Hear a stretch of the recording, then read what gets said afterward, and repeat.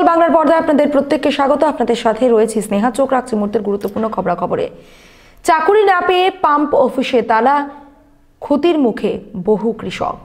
আমবাসা ব্লকের অধীন দক্ষিণ লালছড়ি কার্তিক দেববর্মা পাড়ায় পাম্প অফিসে তালা লাগিয়ে দিয়ে মনীন্দ্রচন্দ্র দেবের ছেলে কনক দেব, এমনটাই অভিযোগ ফলে এলাকার শতাধিক কৃষক বিশাল ক্ষতির মুখে।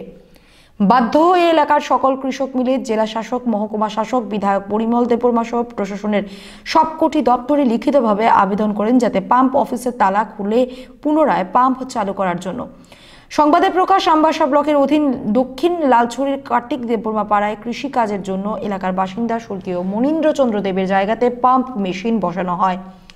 বিগত প্রায় 20 বছর যাবৎ এই পাম্প মেশিন থেকে কৃষকদের জমিতে জল দেওয়া হচ্ছে, কিন্তু অভিযোগ যে মনীন্দ্রচন্দ্র দেবের ছেলে পাম্প অপারেটরের চাকরি না পাওয়ায় হঠাৎ 1 মাস আগে এলাকার এই পাম্প অফিসে তালা ঝুলিয়ে দেয়।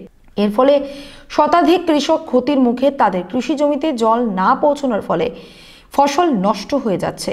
জমিতে লাগানো ফসল জলে নষ্ট হয়ে গেছে। আলু, ফুলকপি, বাঁধাকপি, লাউ, বেগুন, এমনকি ধানের ফলন হয়নি। কৃষকদের বক্তব্য অনুযায়ী প্রায় কোটি টাকার ফসলের বীজ নষ্ট হয়েছে। এখানে বলা প্রয়োজন যে এই এলাকা থেকে আমবাসা এবং কুলাই বাজারে প্রচুর সবজি যায়, কিন্তু এখন তা সম্ভব হচ্ছে না। ফলে আমবাসা এবং কুলাই বাজারে সবজির দাম আকাশ ছোঁয়া। একটাই কারণ, ক্ষতিগ্রস্ত কৃষকদের বক্তব্য, সরকার বলছে স্বাবলম্বী হতে, কিন্তু কিভাবে এলাকায় বহু শিক্ষিত যুবক বেকার, তারা বর্তমানে কৃষিকাজ করতে বাধ্য হচ্ছে। তাদের অভিযোগ, কোলাই এলাকার শাসক দলের জনৈক নেতার অঙ্গুলি হেলনে এসব হচ্ছে, যিনি কয়েক মাস আগে নিজের পছন্দের লোক ছিলেন না বলে এক বেকার যুবকের চাকরির অফার ছিঁড়ে ফেলে দিয়েছিলেন। বিগত বেশ কয়েকদিন ধরে কৃষকরা বিভিন্ন দপ্তরে তাদের অভিযোগ লিখিতভাবে জানাচ্ছেন যাতে প্রশাসন এই বিষয়ে হস্তক্ষেপ করে। এদিকে আজ বিষয়টি বিধায়ক মহোদয়কে জানানো হলে তিনি বিষয়টি দেখবেন বলে জানিয়ে দিয়েছেন। অন্যদিকে কনক দেবের কাঙ্ক্ষার অভিযোগ, সরকার পরিবর্তন হওয়ার পর এই পাম্প অফিসে কনক দেবকে চাকরি দেওয়ার কথা, কিন্তু তাকে চাকরি দেওয়া হয়নি, তাই তারা তালা ঝুলিয়ে দেয়। যেহেতু তাদের জোত জমিতে পাম্প মেশিন বসানো হয়েছে, তবে একজনের চাকরি হয়নি বলে শতাধিক কৃষকের ক্ষতি করে কি লাভ হচ্ছে, এটাই প্রশ্ন জনমনে। এদিকে ক্ষতিগ্রস্ত কৃষকরা সাফ জানিয়ে দেন আগামী 2 দিন অপেক্ষা করার পর প্রশাসন যদি কোনো পদক্ষেপ গ্রহণ না করে, তাহলে সকল কৃষক মিলে পাম্প অফিসের তালা ভেঙে পাম্প চালু করে খেতে জল দিবে। তবে এই এলাকায় বর্তমান পরিস্থিতি দেখে অনুমান করা যায় যে এই পাম্প মেশিনকে কেন্দ্র করে অপ্রীতিকর ঘটনা ঘটার সম্ভাবনা রয়েছে। এবার দেখার বিগত 2 দিনের মধ্যে কি প্রশাসন এবং এলাকার বিধায়ক এই পদক্ষেপ গ্রহণ করেন। Bureau report, social Bangla. আজকে প্রায় মাসখানেক ধরে এই মেশিন ঘরটা তালা দিয়ে রাখছে কনক দেব, পিতা মনীন্দ্র দেব। কেন? তার চাকরির লেগে, তার দাবি যে তার জায়গাতে মেশিন ঘর, এর লেগে তারা চাকরি দেওয়া হইতো, নাইলে হ্যাঁ মেশিন চালাইবার লেগে দিত না, জল তুলবার লেগে দিত না, এই কইয়া হ্যাঁ তালা দিছে। এবং আমরা আজকে গত মাসের 15 তারিখ থেকে আজকে এই মাসের 19 তারিখ অবধি আমরা এই জল পাই না, জল তুলতারি না। আমরা ক্ষেত কৃষি প্রায় কয়েক লক্ষ টাকার আলু বীজ স্টোরের তাই না রাখছি, এটি নষ্ট হইতেছে। কফি বীজ নষ্ট হইতেছে, টমেটো বীজ নষ্ট হইতেছে। প্রায় 150 কৃষকের কয়েক কোটি টাকার ফসল নষ্ট হয়েছে। হ্যাঁ, আমরা প্রশাসনের দ্বারস্থ হয়েছি এই কারণে, আপনারা মিডিয়ার কাছে দ্বারস্থ হয়েছি এই কারণে। আমরা যে এই বিপদ, আমরা কিভাবে রোজগার করে খাইমো চলুম, আমরা এই বিপদ থেকে আমরা উদ্ধার করার লাগে এই মেশিন ঘরটা তালা মুক্ত করে আমরা যাতে ফসল করতে পারি, জলসেচের ব্যবস্থা করুন। কোন গ্রাম এটা? হ্যাঁ, এটা লালছড়ি, দক্ষিণ লালছড়ি, কার্তিক দেববর্মা পাড়া, আমবাসা ব্লক। তো আপনারা কারা জানাইছেন? আমরা ডিএম রে জানাইছি। ঘটনার লগে লগে আমরা অ্যাসিস্ট্যান্ট ইঞ্জিনিয়ার, ওয়াটার রিসোর্সে জানাইছি, এরপরে পঞ্চায়েতরে জানাইছি। তারা কোনো অ্যাকশন না নেওয়ার পরে 1 মাস পরে আমরা ডিএম রে জানাইছি, এমএলএ রে জানাইছি। কি কইছে ওনারা? বিডিও রে জানাইছি, তারা কইছে দেখতাছি, কিন্তু এখন পর্যন্ত কোনো উদ্যোগ নিছে না বা কোনো ব্যবস্থা হয়েছে না।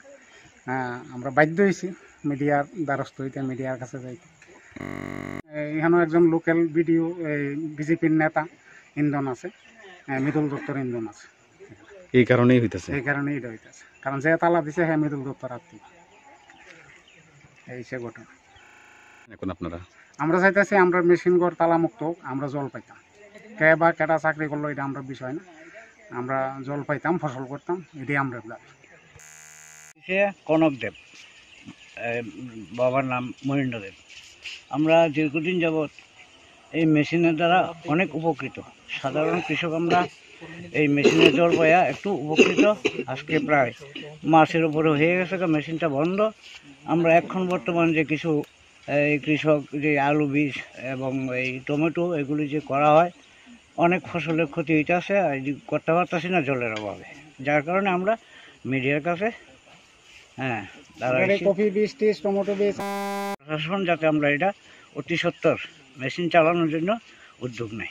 তো পাম্প অপারেটর কি আইয়ে না এখানে? না, অন্য কি বাধা দিতেছে নাকি? আমার ভাইয়ের অফারটা দিয়ে অফার দিয়েছেন আমার বাবার সম্পদ। কে অফার দিছিল? পরিমল তোমার অফিস। কোন দপ্তরে দিছিল? মানে ওই তো জলের সাপ্লাই, ওই জলের সাপ্লাই। তারপরে কি হয়েছে? এরপর দিয়ে আমি তালা মারছি আমার বাবার সম্পদ। আমরা 4 ভাই মা 5 জনের অধিকার, আমরা বাসনের সব চাই। আচ্ছা, এই যে দাবি যে এটা না, তো এইটা তো 20 বছর, তো 20 বছরের ভিতরে আপনারা আর মারছেন না? আমরা সিপিএম সরকার আগমনে আমরা চাইছি না কিছু চাইছেন না? না, আমার বাবাকে সিপিএম সরকারের কিছু কিছু দেওয়ার না, আমি কাগজ দিতাম না, ঘুরে আমি নেব। এখন বিধি সরকার আমি পাইতাম না গেলে আমারটা কেন মুখে পাইব কোন আপনারা কোন একবার করছে মৃদুল দত্ত যোগাযোগ করছে, তারা কোনো আমরা ই হতে না। এবার চেয়ারম্যান অরুণ দেব, তারা কোনো ব্যবসা হইতে না। তো আমি কী করুন? কার নামে অফারটা দেওয়া হয়েছিল? আমার কনক দেব। এখনকার মতো সংবাদ এই পর্যন্তই। পরবর্তী বিভিন্ন সংবাদ, বিভিন্ন গুরুত্বপূর্ণ খবরাখবর দেখতে চোখ রাখুন শুধুমাত্র সোশ্যাল বাংলার পর্দায়। নমস্কার।